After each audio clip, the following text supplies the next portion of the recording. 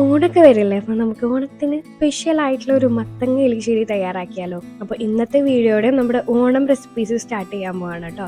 അപ്പോൾ എല്ലാവരും വീഡിയോകൾ കണ്ടിട്ട് സദ്യക്കുള്ള പ്രിപ്പറേഷൻസ് ഒക്കെ തുടങ്ങിക്കോളൂ. അപ്പോൾ ചാനൽ ആദ്യമായിട്ടാണ് കാണുന്നതെങ്കിൽ സബ്സ്ക്രൈബ് ചെയ്യാൻ മറക്കരുത്. അപ്പോൾ ഹോം ഡയറീസിന്റെ പുതിയൊരു വീഡിയോയിലേക്ക് എല്ലാവർക്കും സ്വാഗതം.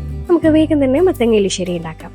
അത് ഞാനിവിടെ 250 ഗ്രാം മത്തങ്ങ ചെറിയ കഷ്ണങ്ങളാക്കി എടുത്തിട്ടുണ്ട്.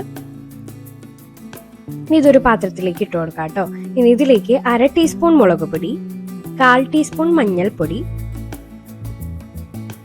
1/4 ടീസ്പൂൺ ഉപ്പ്,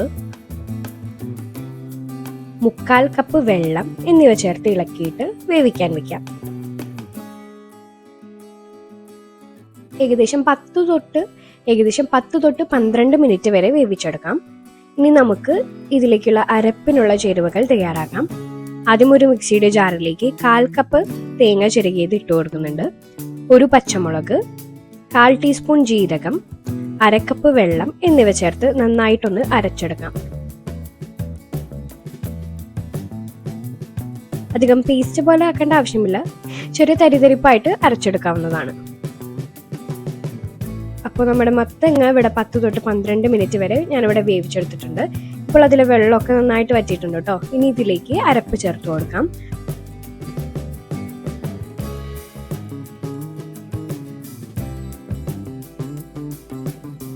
കുറച്ച് കറിവേപ്പിലയും ചേർത്തിട്ട് ഒന്ന് ഇളക്കി കൊടുക്കാം.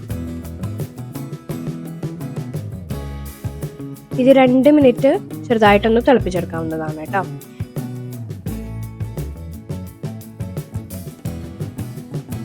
ഇനി ഒരു പാൻ ചൂടാക്കി അതിലേക്ക് കുറച്ച് എണ്ണ ഒഴിക്കാം. എണ്ണ ചൂടാക്കുമ്പോൾ കുറച്ച് കടുകിട്ട് പൊട്ടിച്ചെടുക്കാം.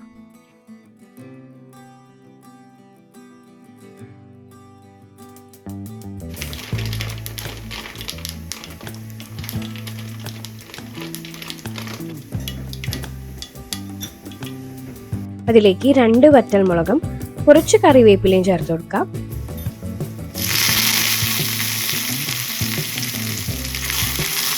പിന്നെ ഒരു പിടി തേങ്ങ ചിരകിയതും കൂടി ചേർത്തിട്ടൊന്ന് ഇളക്കി കൊടുക്കാം. തേങ്ങ നല്ല ബ്രൗൺ കളർ ആകുമ്പോൾ തീ ഓഫ് ചെയ്യാം കേട്ടോ.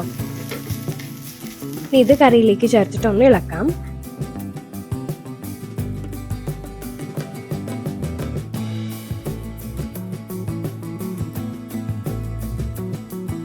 അവസാനമായി കുറച്ച് വെളിച്ചെണ്ണ കൂടി ഒഴിച്ചു കൊടുക്കാം. അങ്ങനെ നമ്മുടെ മത്തങ്ങ എലിശ്ശേരി ഇവിടെ റെഡി ആയിട്ടുണ്ട്.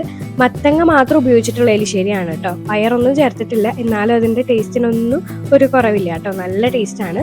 അപ്പോൾ ഓണത്തിന് എല്ലാവരും വീട്ടിൽ ഇതൊന്ന് ട്രൈ ചെയ്ത് നോക്കണേ. ട്രൈ ചെയ്തിട്ട് എങ്ങനെയുണ്ടെന്ന് കമൻസിൽ പറയാനും മറക്കരുത്. ഇഷ്ടമായെങ്കിൽ ലൈക്ക് ചെയ്യാനും സബ്സ്ക്രൈബ് ചെയ്യാനും മറക്കരുത്. അടുത്ത ഓണം വീഡിയോയുമായി വീണ്ടും നമുക്ക് കാണാം. Bye bye.